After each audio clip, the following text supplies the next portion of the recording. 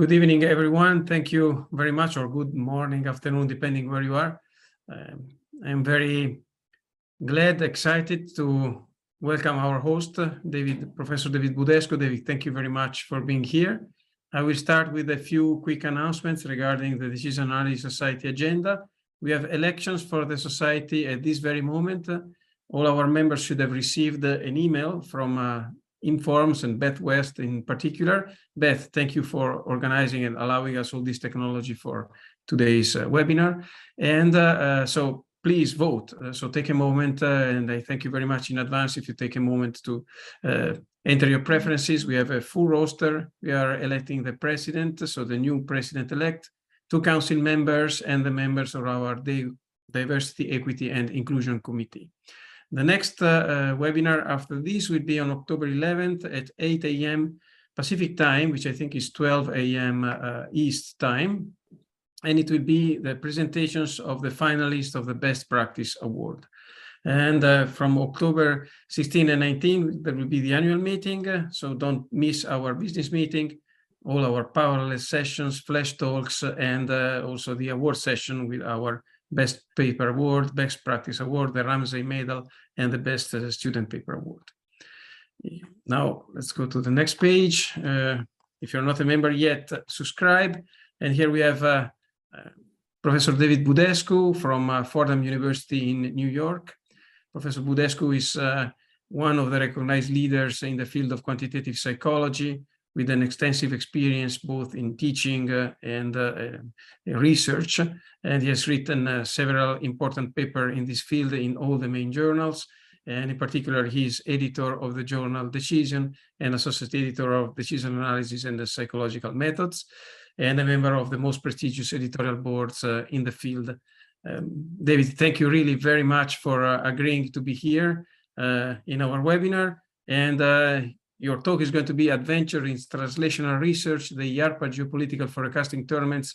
I have to say it's a very catchy title, so I immediately stop sharing my screen and leave it to you, the floor. Please let us know also if you want questions during the talk or not. The floor is yours. I should have taken out my screen now. And hello to everyone who has joined us. So thank you very much for the kind invitation. It's a pleasure and honor to be here. As you said, I'm by training a psychologist. I'm not a decision analyst, but I've been involved with the society for many years through publication and the meetings, and I've always enjoyed the DAS meetings. So I decided today to take a slightly different approach than most of the other presentations that I've seen in this forum, rather than focusing on one particular paper or one particular piece of research, to do a kind of broad review of certain things I've done over the last 10 years, and trying in particular to put this in a particular perspective about translational research. So for those of you who may not be familiar with the term, it's a term that's used to describe how one uses basic research and maps it into implications that are immediate and direct to benefit individuals and society. And it really comes from the biomedical research. And you can think of this analogy of, from the laboratory bench to bedside of research. So what I will try to do is to discuss research that I've been involved with in judgmental forecasting that were related to the intelligence community, and show how behavioral research in this context can contribute. And in particular, to kind of anticipate what I'm going to try to show, is that there is a kind of an interplay between basic, which is theory, hypothesis-driven research, and applied translational research, and how they feed into each other constantly. So as a background, I'm going to talk about results from 2 tournaments. IARPA is the non-classified branch of research of the intelligence community in the United States. And in the last 10 years, they have funded 2 research projects on human judgmental geopolitical forecasting. One of them was called ACE, the other one was called HFC. The major difference between the two, and I'll describe them in a second. The major difference was that hybrid forecasting, HFC, was also tried to see how human judgment can be best combined with machine and algorithmic models. So I was a member of teams, participated in both competition, and now in preparation for this, I looked back at my CV, and so in the last 8-10 years, I co-authored about 20 papers that were associated or related with this project, or at least using the data that they generated. And I'm going to try to hit on some of the highlights. And I should say, I want to highlight the word co-authored, because when you're working part of large teams, it's sometimes very, very hard to associate individual contributions. And I hope that I'm not taking too much credit. I think practically everything here were joint papers with many people contributing. So I was recruited or asked to become part of this because I've done a lot of work in the past on probability judgment, probability communication, presentation. But it turns out that although everything here was probabilistic, most of the effort was not in the elicitation process, which was actually rather fixed and standard for everyone, but mostly was in kind of the post-forecasting aspect, namely the aggregation combination of the various forecasts from various sources in order to generate collective group forecast.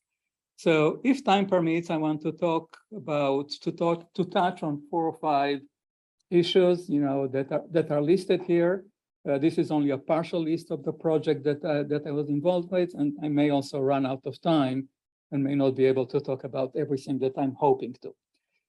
In terms of, just to pick up on Emanuele's point, since I tend to talk kind of fast and I want to cover a lot of things, I would rather people interrupt me with questions if they have. And the worst that can happen, I will have to skip 1 or 2 of these topics. So feel free to ask questions, and I'll try to answer them as quickly as possible. So let me give you a little bit of background about these tournaments. So these were tournaments by invitation. A call for proposal for participation was posted. Teams were assembled. We submitted proposal, and then several teams were selected and invited to participate. Once it started, IARPA was posting on a weekly basis events that had to be forecasted. I'll show in a moment examples. And we, the participants, had to turn in every single day what was our best forecast for each question that was still open.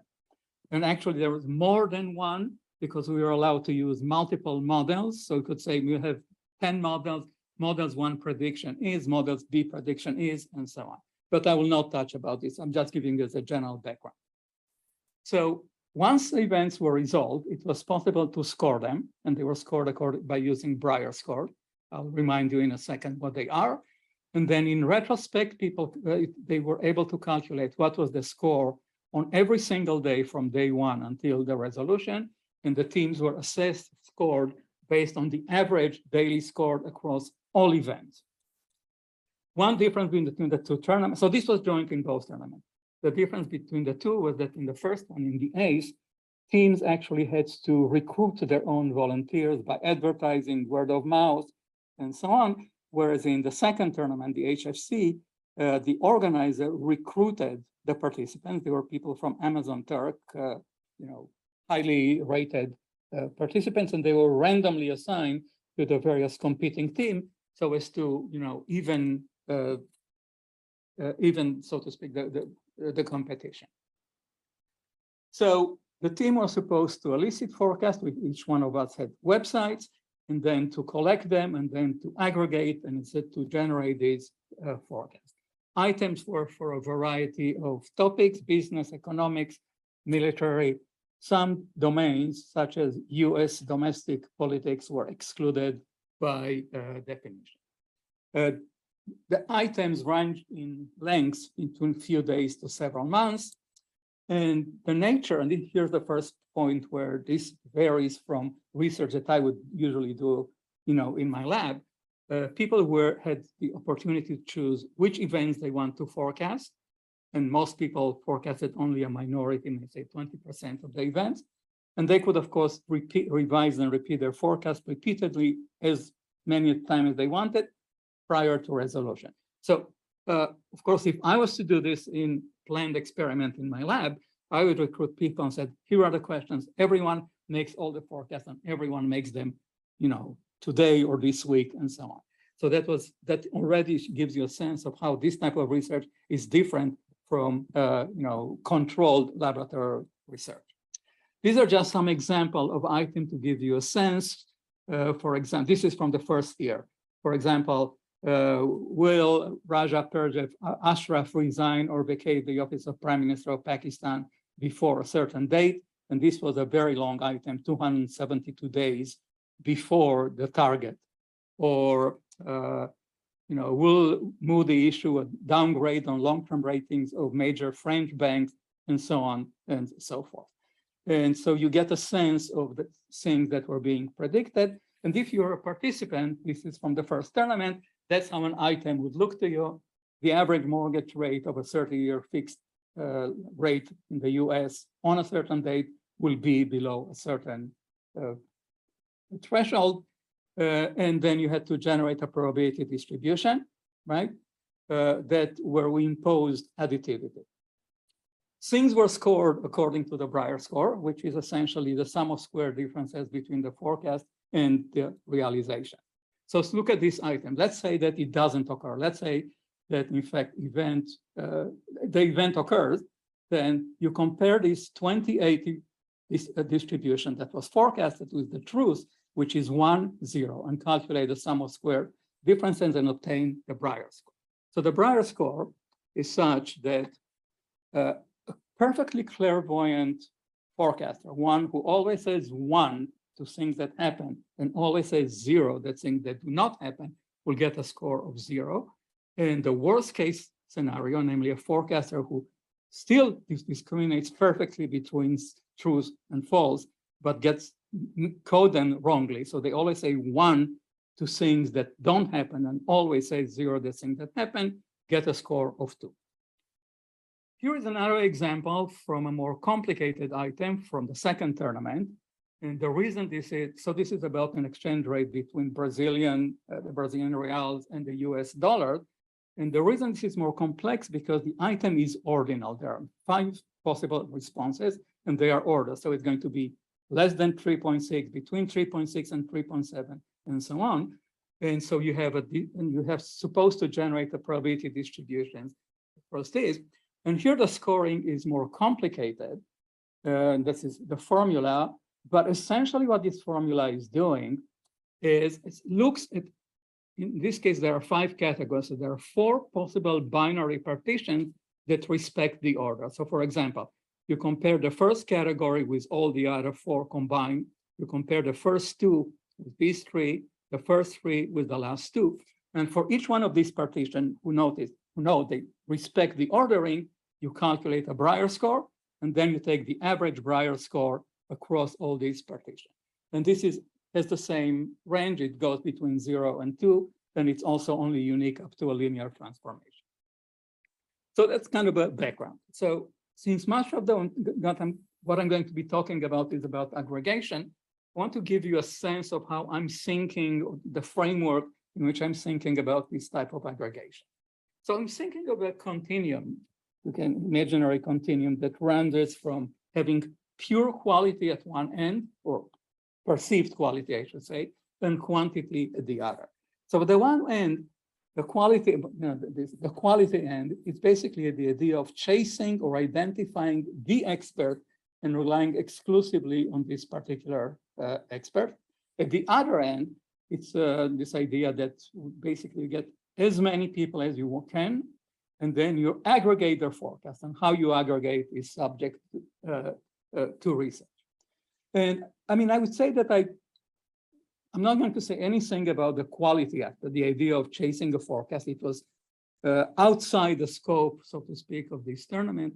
And it's very, very problematic as a principle, because it implies a very unrealistic and idealized model of expertise. This idea that there is someone who is the best, and this is consistently holds, and you can generalize.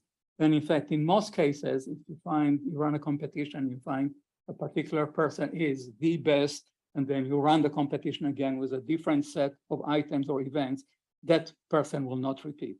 If you look at the annual ratings of the best performing mutual funds, it looks different every year, because the team or the fund that was the best in 2018 is not necessarily in the top 10 in 2020, and so on. And I verify this also with some medical data. The person who is the best, forecaster in a subset of items is not necessarily the best in the other.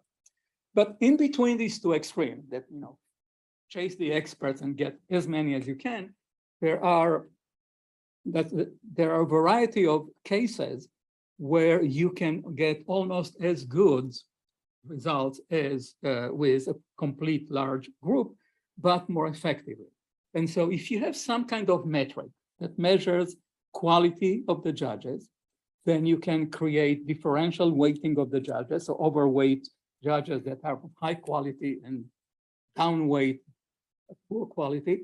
Alternatively, you can select a subset of people who are whose measure of quality is above a threshold, and just take the simple average of these. And of course, you can combine, you can select a subset and weigh people differentially in this subset. And so I'm going to talk about at least one such measure and illustrate this. And I want to make a point here about what research from judgment and decision-making and from psychometric has to say on this point. Namely, that differential weighting, it's really not that important. And that it's much, much more important to identify, the best judges. And then whether you judge them, you weigh them differentially or equally, it really makes very little difference. In fact, Howard Weiner wrote a famous paper, basically says, differential weighting, it makes no never mind. And this goes back to an old paper by distinguished statistician Wilkes, Samuel Wilkes in the 30s, that basically shows that if you're scoring psychometric test, if you're weighting all the items equally, take just the number of correct answer or weigh them differentially, it really doesn't matter in the end. So one problem that it's always in the back of my mind, I'm trying to work and have a general principle, is essentially to be able to prove the observation, the empirical observation, that you get very, very similar results if you use everyone and use weights or equal weights or a subset. So in other words, I'm trying to prove a result that for every subset that you are selecting, it's possible to find a non-trivial weighting function that will be just as good. But I don't have the result yet. So more about aggregation. So of course, there's a long, long history of aggregation where the difference between various types of research, who is the aggregator? Is it an individual, say a person who's sick and gets, aggregates information from multiple physicians that seem? Is it small groups such as juries or committees, or is it society through social choice voting system? This book that came out in 2004 by Surovetsky I don't know if they coined, but they certainly popularized the term of wisdom of crowd, that basically this principle that large group people are smarter than an elite. And when we're talking about aggregation and wisdom of crowd, we typically assume and require that the forecasters have information, that their elicitation is done independently, and of course that there is diversity in opinions and information, and possibly in group composition. So this is not a technical talk, but I want to allude to one technical paper that we published in 2014 that is essentially a way to define wisdom of crowd. So if you assume that there are some criterion Y with some distribution, and then you said, say, N forecasters, X, each one of X. So each one of them has his or her own distribution. No, it's not the same distribution. They could be biased in the sense that mu of Xi doesn't have to be mu Y, and they can be arbitrarily correlated. So with this background, you can distinguish between, on the one hand, a crowd. In other words, choose a set of weights and then take a weighted average of the forecast. So that's the crowd, or an individual. Randomly select an individual from this crowd according to some probability distribution. And I'm saying some to emphasize that it doesn't have to be, a simple random sample where everyone is sampled with equal probability. So then we define that then we're going to have a wisdom of crowd phenomenon if the expected squared error of the crowd does not exceed the expected squared error of select individual. And in that paper, we decompose this and show how what are the various things that are contributing to a wisdom of crowd, bias, covariance, and so on. And if you're interested, there are lots and lots of special cases analyzed in that paper. But to cut to the chase, we find that essentially in practically almost every case, a crowd or combinations of multiple people is going to be better than randomly selected individuals, no matter how they are selected. And you have to work very, very hard to find cases where it pays to seek expertise and rather than aggregate multiple judges. And I think what's nice about this paper is that it provides a framework for being able, if you have the information about the underlying parameters, to identify under what cases the crowd will work well or not. So one of the first questions that comes up every time you talk about information of aggregation, and it was one of the first questions that everyone faced in the tournament, is how many people do you need in order to come up with an aggregate from the crowd that will be accurate? And of course, there are many theoretical models. I actually wrote one of them. And all these mathematical models are relying on simplifying assumption, which may or may not be true. But what you get from the literature is three principles. Performance is monotonically, quality is accuracy is monotonically associated with crowd size. You actually reach very high levels with relatively few judges. You don't need very many. And that there's a relationship between the inter-judge correlation and the rate of improvement. So the higher the correlation between the judges, the more people you need. But we wanted, since we didn't know to what degree the various assumptions that of these models hold in our context, we really wanted to test this empirically in order to get a sense of how many people we need. So the first problem that Jamie, Marcus, and I had when we did this work is that when you are increasing the crowds from 2 to 4 to 8 or any number of people, you are doing two things. First of all, you are having larger group. That's what you want to study, but also there's more information. And so if you want to identify the net effect of crowd size while keeping information fixed, we needed to develop a slightly different approach. So what we did, we created pseudo crowds of various sizes with the same level of information. So the way we did it, we sampled for a bunch of questions that were already resolved, 64 respondents, and then we analyzed these 64 forecaster in various ways. A is 64 individuals, or it's 32 diodes, or it's 16 tetrads, and so on and so forth.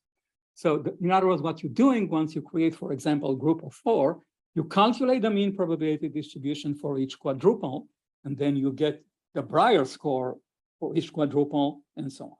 So essentially, the whole idea is that in all these cases, you have the same 64 people, the same underlying set of information, but you analyzed a different level. And because this is based on random samples and on random assignments, we replicated these 500 times, and then we calculated the mean Brier score. So in this context, we transformed the Brier score just for presentations. So instead of them being from 0 to 2, they are now from 100. 100 is perfect, to 0, 0 is the worst. And just as a reference, if someone says 50% all the time, you'll get a Brier score of 75. And here are some examples to give you a sense of how aggregation works. First of all, this is an example that shows that if there's no information, it doesn't work. So this is the case with a very hard item. I can't remember what the event was, but no matter how many people there was no information. Remember, 75 is chance level, so this was wrong. There are items where you don't need more than one person because the items, this I happen to remember, it's one of these questions, will the US Senate pass, a resolution to increase the debt limit by a certain date? And that was at the time where we had this kind of votes once a year. And so in other words, here there's really not much improvement because practically everyone agrees on the answer. This is a typical answer where these are typical questions where you see the rate of improvement from individuals to diets to quadruple and so on. And what you see in this case is that the medians, this line that links the median, basically levels off when you have 8 or 12 people. And in that sense, there's not much to gain. But the other lesson, which was, for me, it was eye-opening, is that the great advantage of taking large groups and combining them, it's not so much that you're converging better and better to the true value, but it is the distribution is reduced.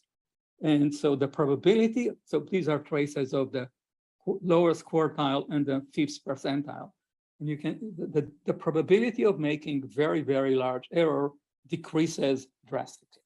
So to answer this question, to minimize proximity to the ground crews, you don't need a lot of people. But a large group had the additional benefit of reducing greatly the variability. So 2 things that I've said already is A, you don't need everyone. And secondly, that you can get a lot of information by weighting people differentially according to some expertise. And I'm going to very, very quickly go through our paper of identifying expertise. So this is a paper that Eva Chen and I wrote, and I think of all the papers that I've done in this context, this is the most highly cited and influential. And essentially, we define a new measure of expertise in the context of a group. And so rather than saying, let's look at people's past performance, at how many items they got right, what's the mean Brier score on all the items that they've answered. If you keep in mind that people select which item to answer and when to answer them, you recognize that this may be biased. So what we are doing here, we are calculating a new measure that we call for every person his or her contribution, which is how much the presence of this person changes or affects the crowd's performance. So the way to think about it is, what's the Brier score of everyone? Let's say there are 100 people. What's the Brier score, the average of the 100 people? And what will be the Brier score if you take out person 1? So you're only left with 99. So you can be in a situation where the presence or absence of any target forecaster makes the crowd better, more accurate. So the person has a positive contribution, or it could be the case that having someone in actually makes the crowd worse. In that case, the person will have a negative influence, or very, very typical, if you have large crowd, most people are very close to 0. But notice that this contribution can vary over time, over domain, and over regimes. And so once you have this measure of contribution, you can do one of 2 things. You can either select only people who have positive contributions, or you can weigh people according to their contribution scores and so on. So I'm not going to go into results to show how this is work. There are a bunch of papers now showing that this is a good methodology. It always beats the regular average, unweighted average. And in many competition between various models, either it comes always either at the top or very close to the top. I'm not going to say it's the best. I'm just going to say that it's one that works. But again, I want to switch from the question that we asked, which was a purely practical one. How should we calculate a weighted average of our participants, to a more theoretical question, where the translational research now generates, theoretical questions. And what I'm doing here is essentially what we call in psychology a construct validity. Namely, we want to show that when you manipulate things in a way in which they should affect expertise, the measure that you're using reflects this. And so here's one prediction of this type, namely that expertise or contribution should be positively correlated across various domains, but not equally correlated across the domain. And it should reflect, the specificity of the domain. So in this case, in this plum, you see a 5-domain: business, economy, military, policy, and politics. You see that all the and you calculated an average contribution for all the people in each domain. And you see that they're all positively correlated. And you see that the correlations are especially high among things that are military, policy, and politics. So in the first tournament, ACE, the winning team was the good judgment team that was at University of Pennsylvania, headed by Barbara Mellers and Phil Tetlock. And they were so much better than everyone that after 2 or 3 years, I can't remember, the competition was stopped. They were declared a winner. Their budget was increased. And what they did, of course, they had the budget increased. They turned around and they hired some of us from other teams to be consultants. So I got to work on some of their data, although I was not originally a part of their data. And this is a very interesting design they had in one of the years, where they manipulated, they created forecasts in 4 conditions. Some people were trained, they underwent a course in probability judgment and pitfalls about biases and so on, and some were not. Some people operated individually, and some were put into teams of average size 15. And so we're in a position to see what the difference between training and not training, teaming and not teaming, and so on. So what we did, so what I did, I went back and I combined the control team, no training, no teaming, and I pulled them together with individuals that were trained, teams that were not trained, teams that were trained. And so in each one of these cases, I calculated the contributions of all the participants. And if indeed a measure reflects expertise, you should see that the fraction of people who are identified as high contributors from those who are trained, teamed, trained or not teams increases. And indeed, you can see that this is always positive, and you can see the positive effect of training, teaming, and both. So this is, and you see that our measure recognizes and identifies the things that should contribute to expertise. The other thing that makes people more experts and more informed is how close they are to resolution. So in this analysis, we aligned all the items according to the time they resolved, and then look at their score a week prior to that, 2 weeks, 3 weeks, and so on. And you would expect, of course, and then we are comparing, people's contributions to simply taking an average of an unweighted average. And as you see, as we come closer to resolution, to the perfect information, so to speak, the advantage of contribution weighted score across over other simpler weighting rules increases. So in other words, our measure also captures the effect of timing. So as I said, I'm not making any claim of optimality or universal superiority, just to say that, it's possible to identify issues that are differentiating between experts in terms of experience, confidence. Many people like confidence, I dislike it. Expertise, the contribution weighted is one other measure that works pretty well, and it works especially well in cases where people have choices about what item to forecast and when. So, any questions or comments on?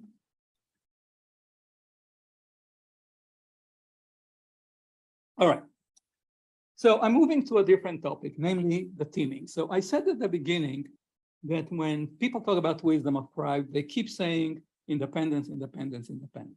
And when we started our work on that, and we asked ourselves, should we team people or should I have them, make independent forecasts?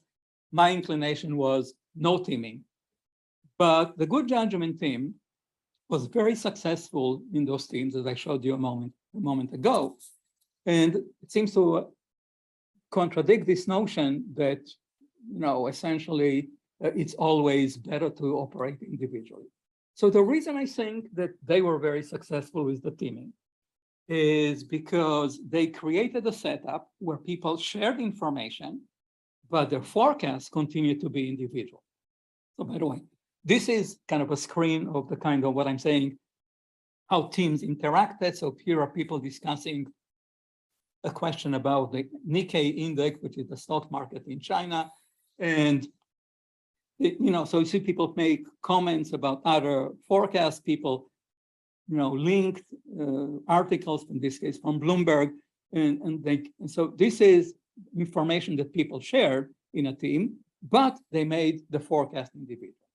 The other thing that they managed to do well is to create a balance between individual and collective incentive. There were leader teams for individual performance. There were leader boards for teams performance. And basically it eliminated much of the typical conflict or dilemma. Should I share my information to others? It may hurt my chances of winning by helping others, but when you are being rewarded or incentivized for both individual and team performance, this conflict is reduced. So when I'm analyzing this data, I'm seeing that essentially the teams work because essentially they provided people more information. People got feedback about their own thinking, and they learned by seeing comments from others, other ways of thinking, analyzing the problem, and so on. And another team, which I think is underrated, is that if you're in a team and you begin to understand who knows what and where the expertise for various domains lies, you begin to understand where your relative strengths are, and you focus on some type of events at the expense of others. Let others who are the experts of East Asia, for example, make those predictions, and the team can benefit as a whole. So that essentially was the practical issue, and I think that it caused me to think about how can we quantify or measure or identify the net effect of teaming, which goes beyond more information and more people. How much is actually created from the interaction within the team? So the way we've done this is by back analyzing and simulating and comparing the organic teams. So imagine you have an organic team of G people with some synthetic teams that you can create in retrospect and compare the analysis. So the two types of teams that I'm using to compare to organic are simple nominal teams, where in fact you create people who were not part of the team, but operated individually, and you, for the purpose of analysis, you combine them and say, let's pretend that these G people were part of the team. Let's see how they would operate. So that's a nominal team. And another idea which I had when we started this work was something which I called, and I'm looking for a better name, recombined teams. So rather than simply taking individuals who operated individually and creating an artificial team, we are selecting individuals who were part of organic team, and we are creating an artificial team that takes one person from group 1, one person from team 7, 2 people from group 8, and so on and so forth. And so we went back and we analyzed 1 year of the ACE competition in this context, and we wanted to see the following, to test the following thing. So recombined team, the one that I said that I just described, are going to be very accurate. All the teams, organic or recombined team, are going to be more selective in what they answer. They're going to answer fewer items than people who are answered individually. And so here's how we did this analysis. So there were 1,350 judges, which were in 90 organic teams. There were 850 people who judged individually, so this was part of the design. And there were also 11 teams of what's so-called super forecasters. Super forecasters were people who were identified in the previous season as the best in the top 2% of performance, and then they were put together. So they created a team of people who were the best forecasters. And Phil Tetlock and Gardner wrote a nice book about super forecasting. And so these are the things that actually happened. What we did, we created 100 artificial teams by simply sampling without replacement 15 people from these 843 and creating individual teams. And then we created 100 recombined teams by first selecting 15 of these teams and selecting one person from each one of these teams and creating a new team together. And here's a summary of the results. So first, let's get the super forecasters, which are the best. How many items they answer? They answer more items than anyone else. They make more forecasts. The difference between these is that this is single item. This includes all the revisions and adjustment than anyone else. So you can, but then you can see that the nominal teams, which individuals, answer more than the organic team. And that's because they try to get as many answers as possible, whereas people in organic team learn to respect that there are others in the teams who are better than them in certain contexts. And this is a comparison of the Breyer score, but notice that this is a different scale of Breyer score. I said Breyer score are between 0 and 2, but since there are large differences between some items being very easy and others very, very hard, what we are doing, we are first standardizing them, and then we average across items. So it means that the mean Breyer score is 0, and the lower the negative values are, the better the team is. And again, the super forecasters are the best, followed by the recombined teams. So this is kind of a distribution of all the teams, excluding the super forecasters, because if you were to put the super forecaster here, these all will just be very, very clumped together. So what you want to be in this quadrant. People who answer, teams that answer many items, many events, and have a low Breyer score. You want not to be in this context, low activity and poor performance. And what you see that the red teams are what we call the nominal teams. So this is essentially just individual judge put together through wisdom of crowd. And you see that they are not, in terms of accuracy, as good as teams, as organic teams. And these number signs, these are the organic team, and the green are the recombined teams. And what you see is that there are some organic teams who are excellent, right here. There are others who are very, very bad. All the recombined teams are basically, on average, good in terms of accuracy, but they are not quite as spread. So the organic, this recombination of teams basically avoids, very poor performance, and so that's the advantage of these recombined teams. And then we also ran an experiment. So these were kind of reanalysis where we randomly assigned people to various sizes of groups, and we replicated this analysis, these results. So essentially what we summarize this is that recombined teams are the most accurate, and essentially the question is now, can we make them even better?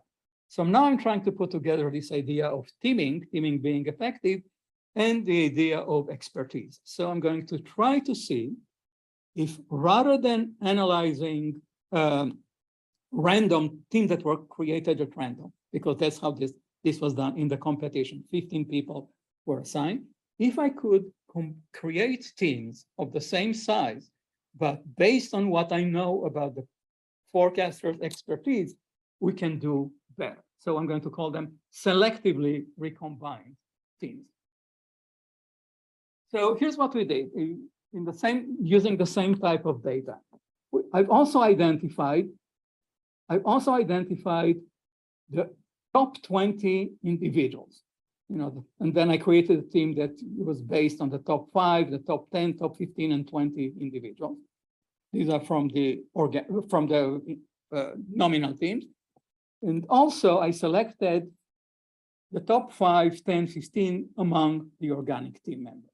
And then I've selected them using the first 20 items, and then I compared their performance with the actual team on the other 70 or so events. And here is what we get. This is in terms of activity. Each one of these is an organic team, so they are ranked from top. They are ranked, and so these are the most active ones. These are the super forecasters, which I showed you earlier were the most active.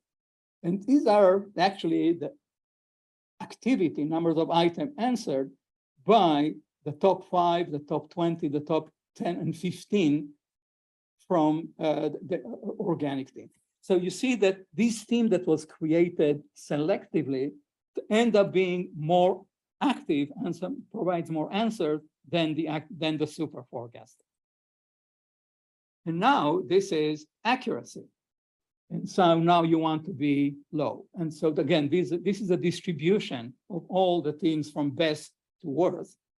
And at the very top, they are the super forecaster. We cannot be the super forecaster. All these green pluses are the 11 super forecasters, but these triangles show that the team that were created by selecting, people who were part of organic team and putting them together were almost as good as the super forecaster. So essentially what we've shown is that, again, we can show that you can create by using it, taking advantage of teaming effects and ability to select individually good forecasters, you can create excellent performance that matches the level of performance. So there's a practical conclusion to draw from this. Imagine that someone tells you, I want you to make forecasts on these items, and I'm giving you access to 100 people. Should you ask these 100 people to act individually? Should you ask them all to be in one team? And my answer to this question based on this is that the best way to optimize performance and get more accurate results would be to take these 100 people, break them into smaller groups of, I would say, size 8 to between 8 and 12, and then you aggregate information from these small groups. I'm getting to the last section. I don't know. Can I talk another 12, 15 minutes? I think we have another 7 minutes. Oh, 7 minutes. All right, very good. So I think what I'm showing to, what I try to show to all this thing is that if you have measures of quality and expertise based on past performance, then you can predict or identify good predictors and improve the performance. But the question is, how do you deal with the cold start problem? What do you do before you have any history and any record of one performance? Can we predict performance in the absence of historical performance? And so, as psychometricians, we are trying, of course, to see if we can predict this based on measures that can be administered before any forecasting is done. So I'm analyzing here data from 2 seasons and don't need to worry about the details. All you need to know In one season, there are about 300 people, about 200 items. In another, 550 people and about 400 items. And what we did, we administered a battery of tests, altogether 106 questions, that were all subsets of what we can call the quantitative intelligence, completing matrices, completing number series measures of numeracy. Cognitive reflection is a test that consists of items that have a very appealing but wrong answer, and question, it tests the ability of people to avoid that answer. In addition to intelligence, we used measure of response style, how open-minded our people are, how open they are to, to change their opinion in light of contradictory evidence, and something called need for cognition, which is people's willingness to engage in cognitive activities. And we wanted to see whether these can predict accuracy. So in season 2, we were able to cut down some of these to reduce the number of items by about to almost 1/3 and get similar results. And this is just to show you the kind of correlation that all these metrics, all these measures can achieve with eventual accuracy. And you can see everything here that's in red is positive. It's correlated significantly, that measures of intelligence predict forecasting, as well as measures of not being overconfident. But we wanted to see, how does these things compare to actual performance? So we reanalyzed the data. Say, for example, in this season, we partitioned the data in interval of 20 questions, and we used the results, the information we had after 20, 40, 60, 80, 20 questions to predict the second half of the competition. And so what you see in this graph is how well you can predict performance in the last set of items as a function of how much information you have about performance, and as a function of the psychometric screening. And clearly you see that the psychometric measure that I just showed you have, a validity. They can help predicting accuracy, but they fail with respect to the actual performance on various items. So there's a little bit of hope there, but it's not very, very strong. So the last thing I'm going to do, and I'm going to skip here a few things, I want to highlight one idea that we had recently, which is that we could measure, in addition or on top of the thing that I just described, we can create a measure of coherence. In other words, to create an individual difference scale that tells how coherent people are in the strict Bayesian sense of the word, how well they understand probability theory and how probabilistically coherent they are. So Emily Ho, in her dissertation that she did with me, she created 5 subtests that test, do people adhere to binary additivity? Do they sum the probability they assign to complementary event, how close it is to 1? Trinary consistency, if you have a threefold partition and you estimate probability of A, B, and C, A and B, B and C, how close are they, how well do they respect the union of the probability rule? Monotonicity in time. If they predict the same event, it will happen in next year, next 5 years, next 10 years. Do they recognize that there is that the probability cannot decrease? Monotonicity in space. What's the probability there will be record snow in Chicago, the state of Illinois, continental United States? Do they recognize that they need to be monotonically non-decreasing? And if they recognize that the confidence and informativeness trade-off, that the less informative the information is, the higher the probability is correct. And so she created a test based on all these measures. And then we use this test to predict accuracy of forecasting. And again, I'm going to skip the details of this new paper, and just to show you the following, that this coherence scale is it correlates much more highly with everything else.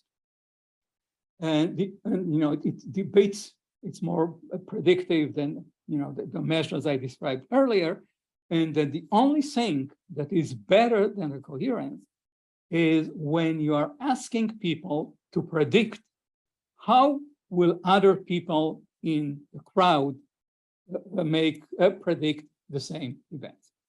So I'm going to skip everything. I'm going to skip, I don't know how I was hoping to talk about all these things, but I'm going to go to my final slide that I'm trying to make the point that there's, even for people like me, who've been most of his career, have been doing laboratory-based, experimentation and the tight control, always to test hypotheses and estimate models, that there's an interesting challenge in trying to apply this into applied context to answer specific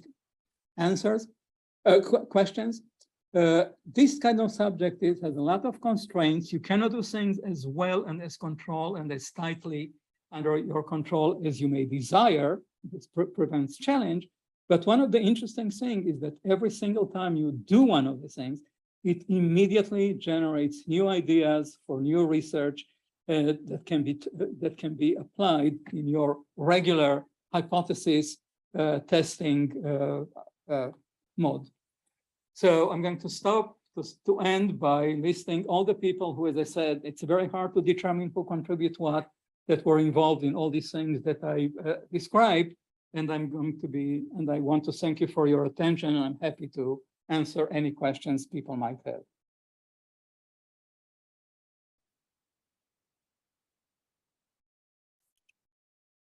Yes, if you have any questions for David, please just activate your microphone and ask. Otherwise, I have a question myself.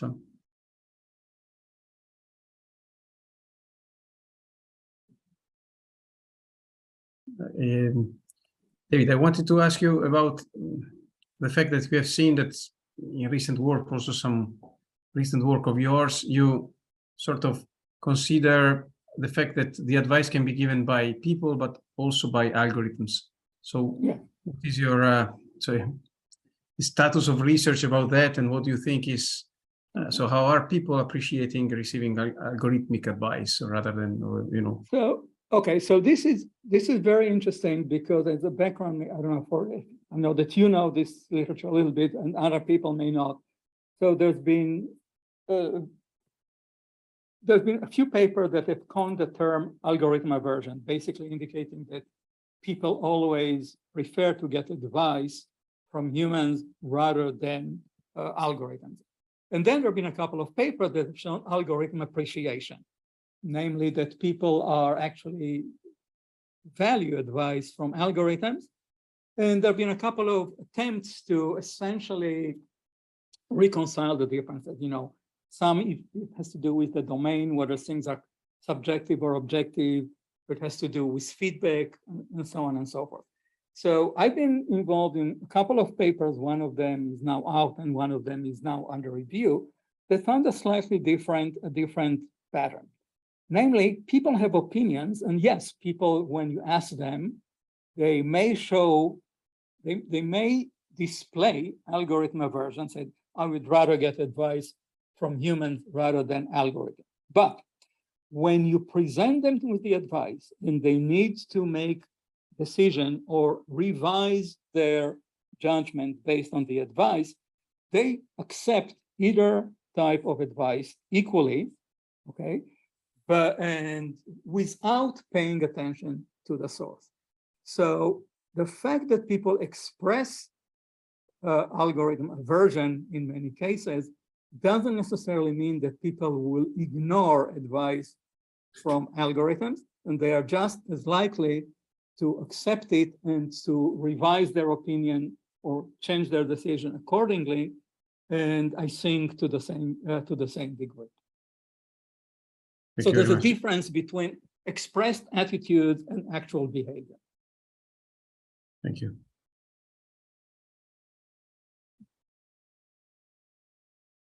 see. I think Are there's there a any- question. Yes. Majid, please. Yes, thank you. Thank you. I just wanted to ask for the name of the paper you mentioned. Thank you, David. For the paper Which that one? you just mentioned, the one that you just mentioned that you said regarding the algorithmic aversion. Okay, so I don't have the name in front of me, but if you email me, I will send you the PDF of the paper. It's either out or about to come out in the Journal of Behavioral Decision Making. Will do. Thank you so much. Okay, so if there are no further questions, let me make a round of applause for David. Thank you very much. I don't know if you can, at least you can hear me and I all can the hear other- you. Thank you very much. Thank you very much. And well, I hope to see you, or many of you, at the Inform's annual meeting. David, thank you again for this wonderful talk and for being here. And so we can now close the webinar and see you at our next webinar, which will be on October 11th. David, see you soon. Thank you very Bye. much. Bye, everyone.